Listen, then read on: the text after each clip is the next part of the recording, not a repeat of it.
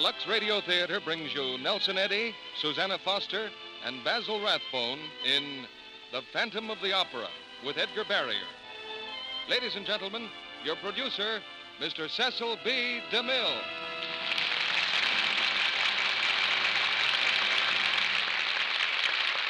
Greetings from Hollywood, ladies and gentlemen. A Broadway first night thrills the few hundred people who can enjoy the play.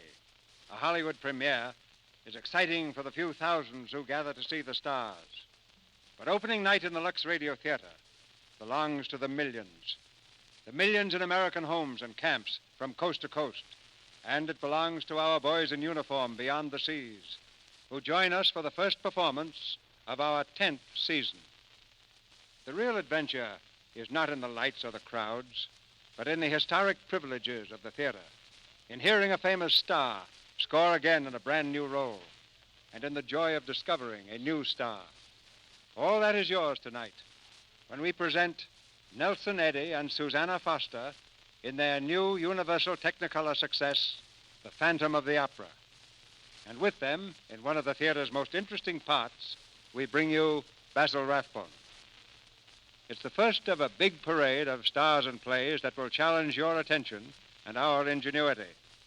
Tonight's play has the thrill of mystery, the gaiety of comedy, and to stop everything else, one of the great singing voices of our day, the romantic baritone of Nelson Eddy.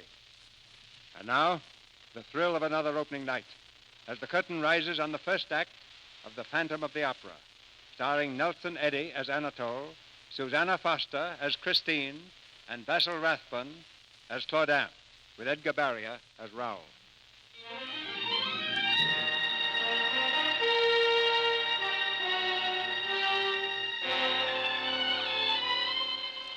In the year 1880, the old Paris Opera stood like a giant torch in the heart of the city, 1,000 windows ablaze with light.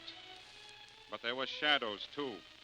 Shadows that flitted high in the gallery over the great stage. Shadows that lingered in the sub-cellars far beneath the street, where the black sewers of Paris ran sluggishly in the dark. But we were not concerned with these things, or so we thought at the time. We of the opera knew only the light of the dressing rooms, the bright gaiety of the stage. I suppose it all began the night we sang Martha. The house was crowded, enthusiastic. There were no shadows for us that night.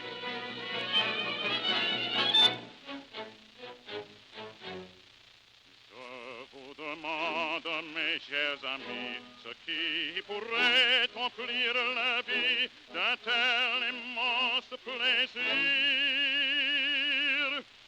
Vous verrez bien que la raison pour la gaieté de nos chansons, si pleines d'entrain, de joyeux refrains, c'est là le parterre.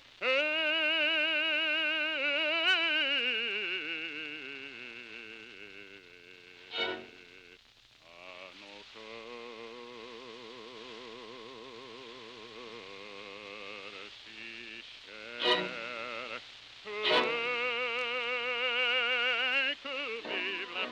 Allons, vivons les gros, mes amis, chantons.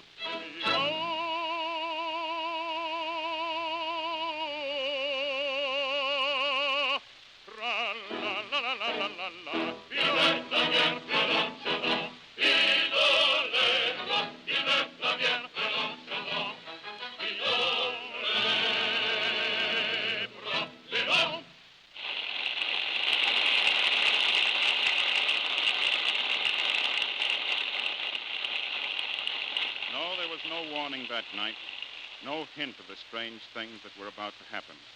But I noticed at the finale that Christine was not on stage for the curtain call. Christine Dubois, who sang the role of Nancy. It was not like her to miss the finale of the act. Oh, que Dieu dans sa clémence nous pardonne sa douleur, quelle cruelle récompense pour qui doit faire faute.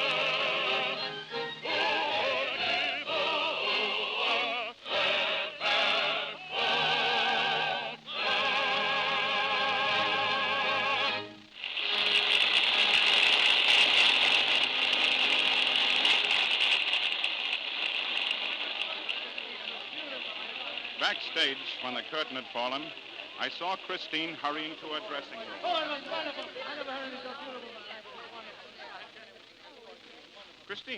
Christine, wait. Yes, Anatole. What is it? What happened to you? You weren't on stage. Why, I... You weren't ill, were you? Oh, no. You're all right? You sure? Of course, Anatole. Do I look all right? Oh, you look lovely. What happened? Well, I had a visitor. Somebody wanted to see me. Oh? Mademoiselle Dubois. Oh, good evening, Maestro. Mademoiselle, I understand that you were entertaining a gentleman backstage during a performance. Is that true? Yes, Maestro. You are not the greatest soprano in the world, mademoiselle. Not yet. So you please not take liberties. See me later in my office. Yes, Maestro. Anatole, what will he do? Don't worry. He's just barking again. Who was the gentleman? Well, he's an old friend of mine. But not so very old. No. He's Inspector d'Aubert of the Sûreté. Inspector? You mean a policeman? Well, he's not an ordinary policeman. Oh, does he sing? No. He's a graduate of the military academy at Saint-Cyr. How much does this man mean to you? Well, I'm not sure. Christine, it's not like me to preach. But someday you'll have to choose between your career and what's called a normal life. You can't do justice to both. I think you'll find that music has its compensations. In other words, you don't think I ought to have supper tonight with Raoul? No. But with you, Anatole, that would be all right? Definitely. We'll see.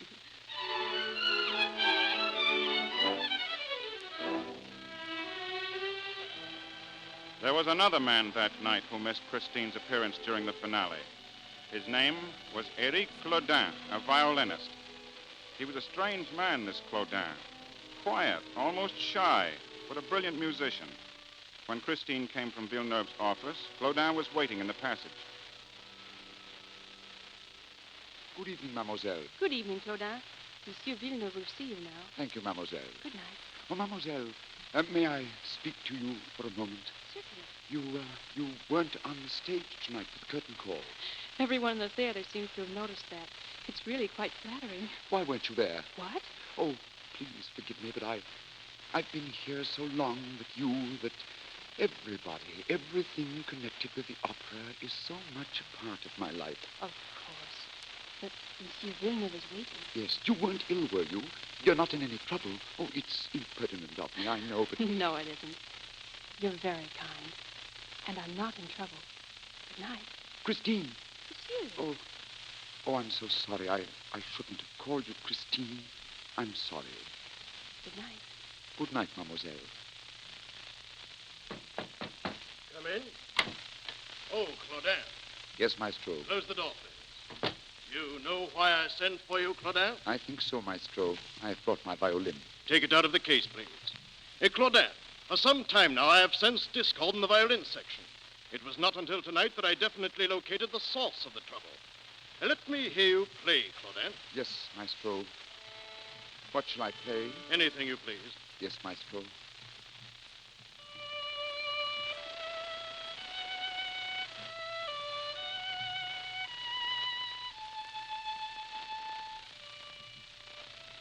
Wait a moment. What is that? A little song.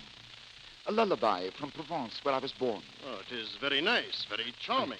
I've written a concerto on the theme. Yes, charming, Claudin, but too simple. Suppose instead you let me hear the opening movement in the third act of Martha. Well? It's no use, maestro. Something's happened to the fingers of my left hand. I see. Perhaps it's only temporary, maestro. Perhaps it will get better. I hope so. In the meantime, I'm sorry, Claudin, very sorry. You've been with us a long time. 20 years. What am I to do, maestro? I know it's hard, but no doubt you've saved enough to retire on. Yes, of course. And in appreciation of your long service, I shall arrange with the directors to have a season ticket issued to you. Thank you, maestro.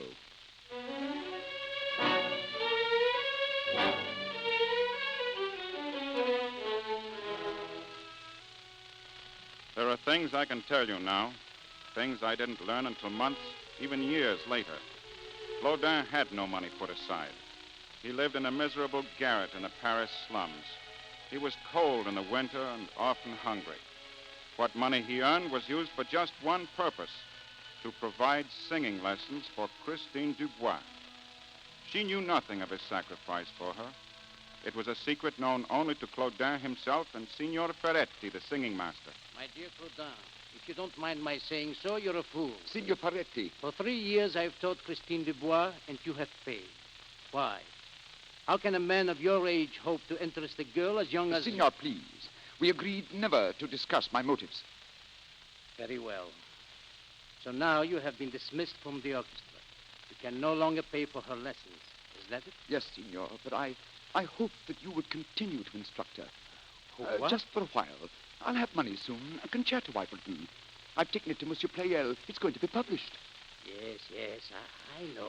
Every violinist has written a concerto. Then you'll go on with the lessons, Signor? Why should I? Why should I assume your burden? The girl means nothing to me. But her career means a great deal to me, Signor. More than anything else. I'm sorry, Claudin. Really sorry. I will let her come a few times. Then I will tell her she no longer needs me. But that isn't true. Perhaps not. Signor, if you will give me just a little more time. You will have time, Claudin, when you have money. Come back when Monsieur Pleyel has bought your concerto.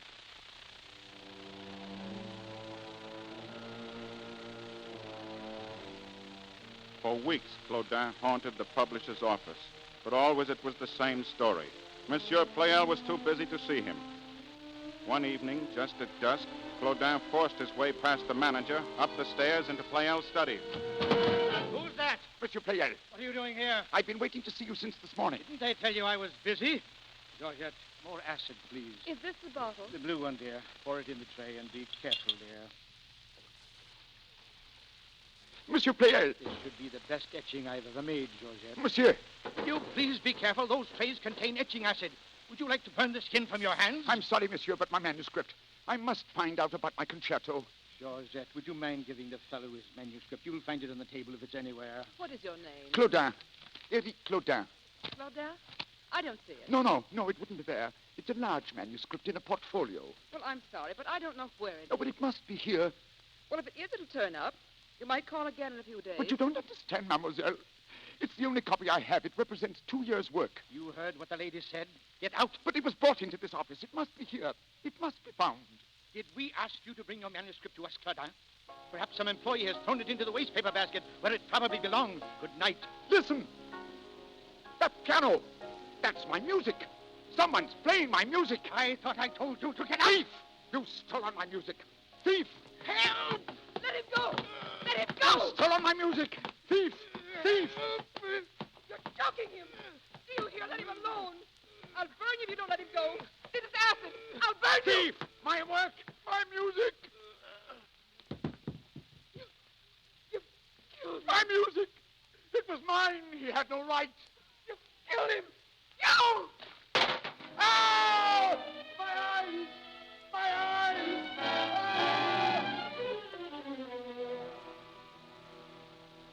In that room, a man lay dead on the floor, and Claudin stumbled down the steps, screaming in agony, the acid burning into his face. Ah! Into the street he ran with his hands before him, groping his way blindly through the darkness. Ah! He was seen once on the Rue du Jardin and again in a dim street near the opera. And then he was gone, lost in the black of the night. Ah!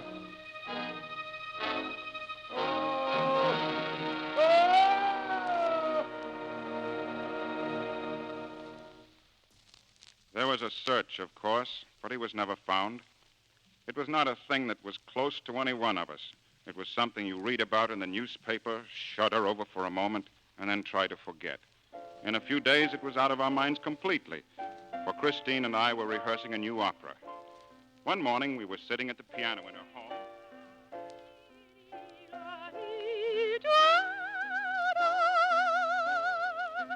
Well, that's very nice. What is it, Christine?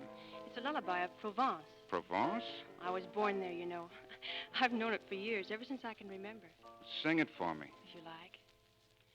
Hear those bells ringing soft and low, bringing peace through the twilight glow, calling to everyone, night has begun.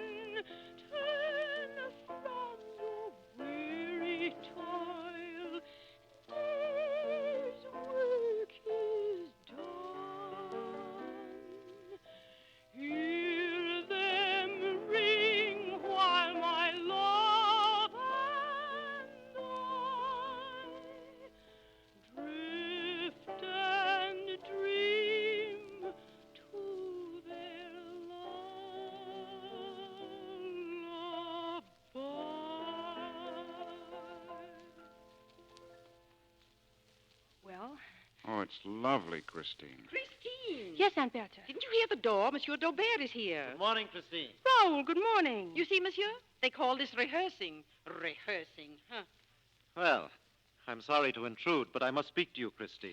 But you see, I'm busy right now, Raoul.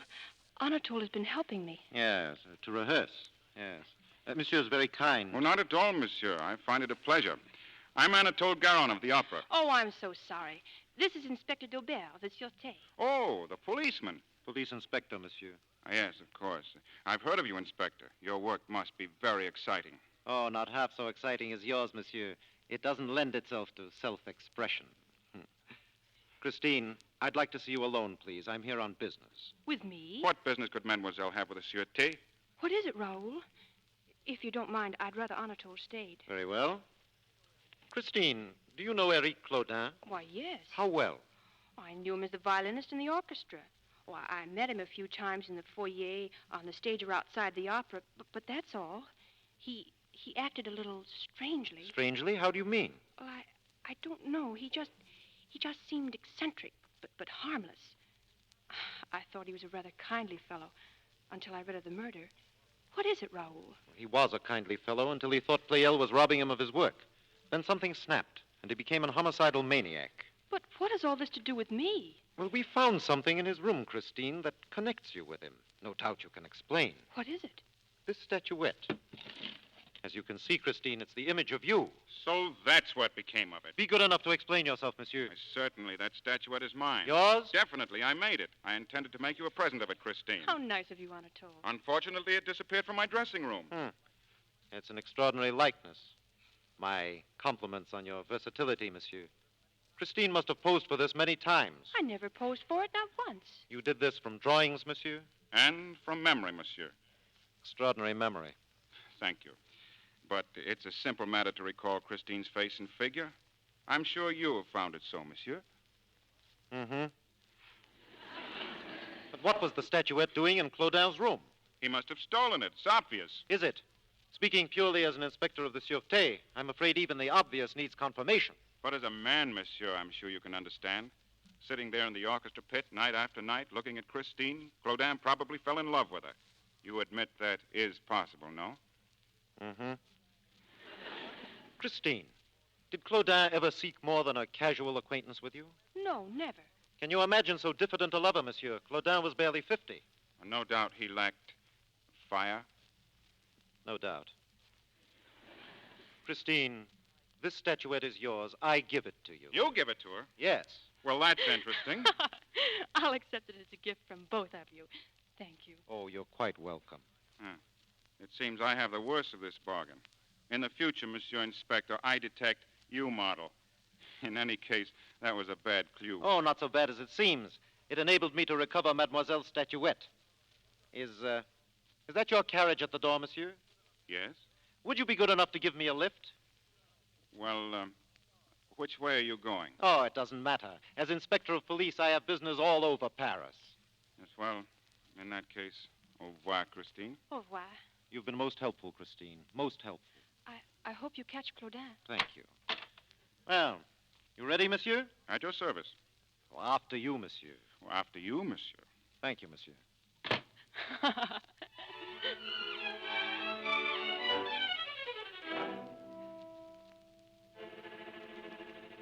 We could laugh then because the horror had not touched us.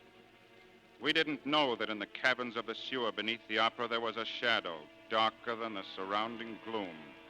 The shadow of a man in a black cloak, his face hidden behind a mask.